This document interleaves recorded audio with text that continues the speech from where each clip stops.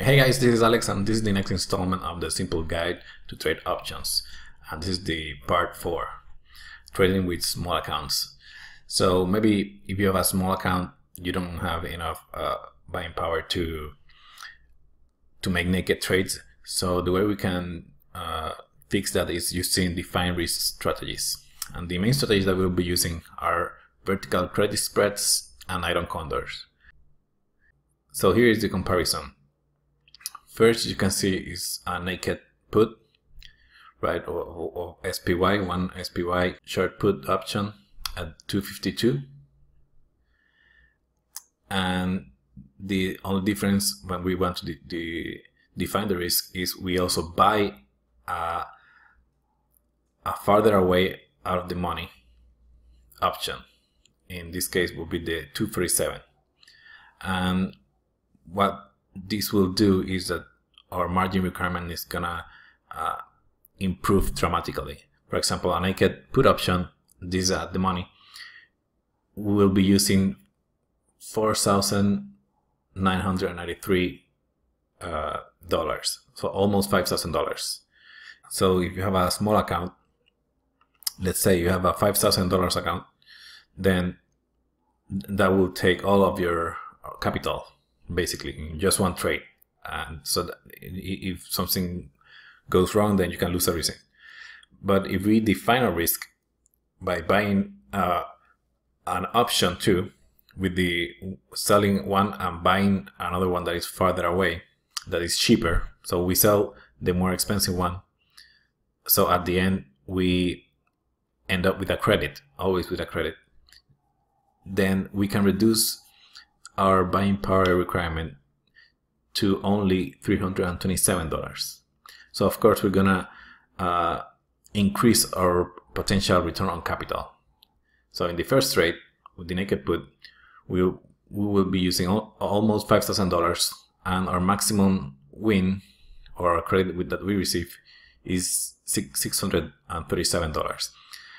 And the other one with the vertical put spread, will be using only $327, but also we will receive less money because part of the $637 we have to use it to buy the option. So we spend part of the credit received to buy the other option, and the difference will be $175.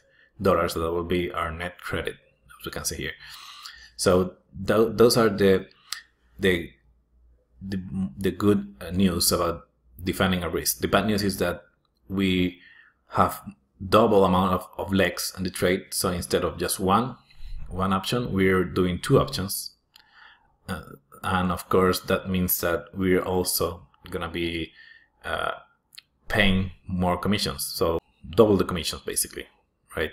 So in this instance, instead of $1 per leg, this is using Tastyworks, we'll be spending $2, and the fees also is going to be double. Another negative part about this is that our fields are going to be harder. So we have to be mindful of always trying to trade very liquid products. So SPY, we're not gonna have any problems doing this trade, but if you are looking into a stock that is not very liquid, then you might not get a good feel. So, and the iron condor is basically very similar. So instead of just the vertical put spread, we also add a call spread. So it's basically the same thing as the strangle, but we buy wings, so we buy options farther away. Let me show you an example. So here we are in Tastyworks and we're using SPY as the ETF, and we're gonna try an option here in the option chain 40 days, the one expiring on February 15. If we open here, and if we were going to do a strangle, again we can go here in the strategy and look for strangle. The one it was already here. I can click go, and it will include the put and the call side. So let's say I'm doing the 31 delta from this side and 3 delta from this side. So this will be a strangle, right? So the iron condor, the only difference is that you buy a call, a farther away call, and a farther away put. So now this will only cost us $85 and our max profit will be $115 in this example. And this iron condor, it will be defined as a $2 wide iron condor. So this is $1 because the 244, the difference between 244 and 243 is $1. This will be a $2 basically. And if, for example, if I'm gonna do a $5, then it will be the $5 in terms of the amount of movement, right? So if you're gonna go to 239, will be $5, and $10 234, and so on, right?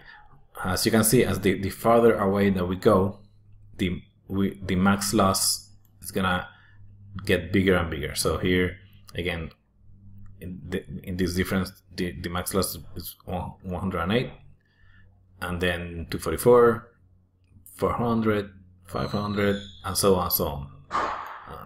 So if I delete this leg, the max loss is gonna go way bigger because now it will be a naked, right? So if we go back to these studies by Tasty Trade, and we compare the different wide iron condors, you can see the wider that we go, we can compare the $2, $5 versus the $10. The wider we go, the higher the probabilities. We improve our probabilities, and we also improve the average P&L, but also our largest loss and largest profits will also increase. So in other words, widening out the wings, we have a larger potential loss, but the average probability of profit and P&L are improved. So if we compare the iron condor and the strangle, it will be similar if we do a $10 wide iron condor or more, depending on the price of the stock, really. So widening the wings, we can improve the probability of profit. Here we're using the strangle. We can see that the probability of profit will be 67% versus 62%. We improve the P&L per trade and can be used to simulate a strangle in a smaller account or an IRA. So if you have a smaller account and you can't do strangles, for example, then you can try to widen the legs of the wings of the iron condor.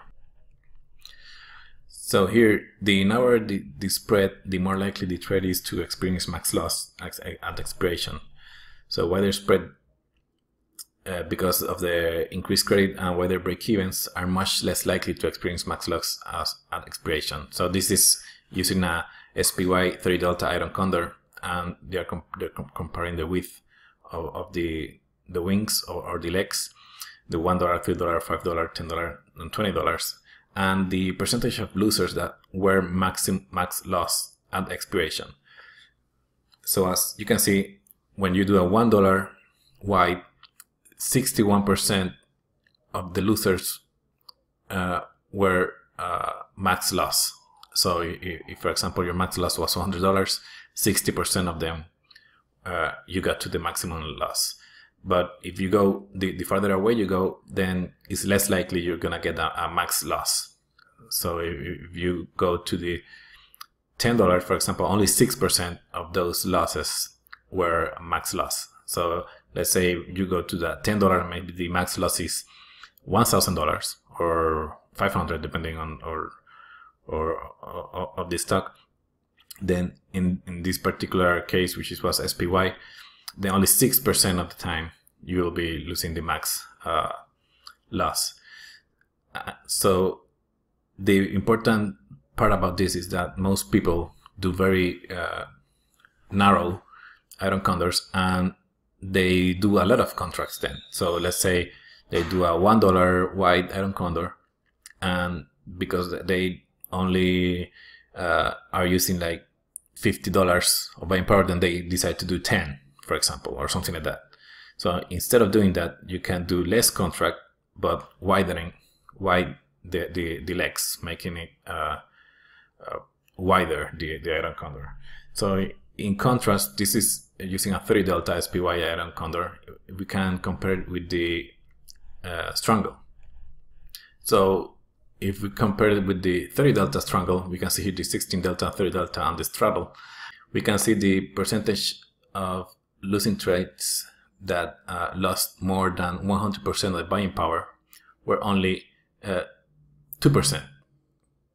And the percentage of all trades that lost more than 100% buying power was less than 1%. So in other words, that in that example, let's say a 30 delta strangle, let's say it uses $4,000, then only 2% of the time we ended up losing those $4,000. That's what it means. So how can we improve the strategy? We can even make it better by managing our trades. And there are simple ways that we can do. The easiest and most efficient are going to be managing our winners and managing early. Managing early is you can close the trade when we have 3 weeks to expiration. So when we have 21 days to expiration, you can close it, winning or losing, just close it and open a new one.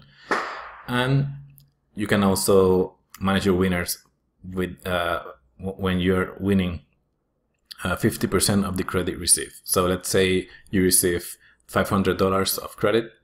Then when you're winning 250, you close it, take profit, and make the next trade.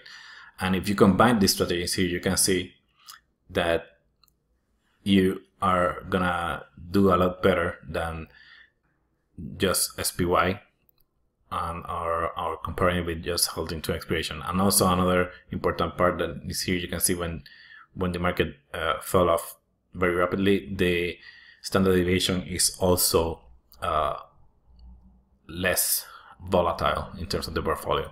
So hopefully this was helpful and you like this information.